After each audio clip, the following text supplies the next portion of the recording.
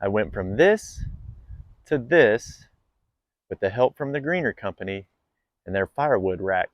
And let me tell you what, kind of surprised at how well this works. All right, guys, welcome back to the channel. So this is my firewood rack. This is from the Greener Company. You can get it on Amazon. Just a disclosure, they sent this to me to do a review. They did not really know that I needed a firewood rack. That's just been a back burner project of mine. As you can see from that previous picture, I just had this stuff sitting in the back.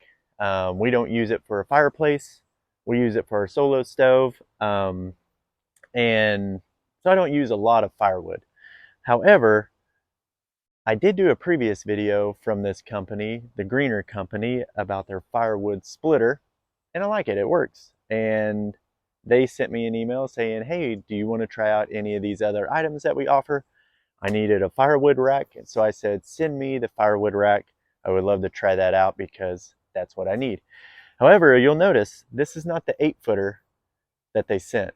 They sent the big 8-foot heavy-duty one. I actually was able to take out a few sections of this very easily and was able to break this down to a 4-footer. So, which as you can see is actually quite nice. This thing is 4 feet wide, and as you can see, it's holding quite a bit of material here.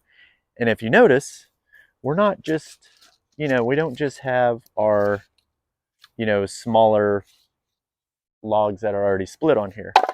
I've got some pretty big hefty logs that are down here on the bottom that are waiting to be split, which this rack isn't really supposed to be holding. It doesn't say that you're not supposed to hold it, but that's not really what a firewood rack is supposed to have on it.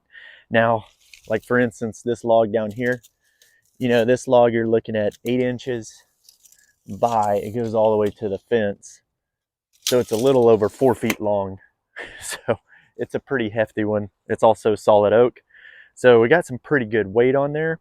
I did use concrete blocks on the bottom for the legs, just to get everything balanced and level there so it's not too rocky. As you can see, this thing really doesn't move. It does wiggle forward and back a little bit. So, you have to be a little careful with that. If you had it up close to where kids could climb on it, I tell my kids not to climb on this because you just don't know how much it's gonna take before it does rock over, but it would be quite a bit to really pull it.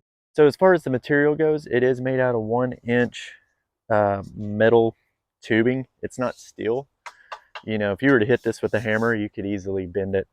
Not the highest quality stuff, but it does the job. It's holding it up. So got to give it props for that. As far as the hardware goes, very easy to assemble the hardware. Don't use power tools on it. It's not high quality hardware, but it's not the worst I've ever used either. I didn't waller out any of the bolts or anything like that, so that's good. So all I used was just the 10mm socket and then the Allen wrench that actually came with it. Hand tightened all the bolts down and then just came back with the socket to finish tightening as we went. Very easy to assemble. Easier with 2 people than 1, but 1 person can easily assemble it. And like I said, it's holding the firewood quite well. You can put this on your patio. I've got it out here by the shed just because I don't want the firewood that close to the house. However, I have to give this thing props. It's doing a really good job. It really cleaned up the firewood back here, gets it off the ground, and it keeps it in a nice stack, just like any firewood rack would do. So if you're interested in getting something like this, I do recommend this one. Like I said, it's good, especially for the price. So anyway, thank you all so much for watching, and we will see you on the next video.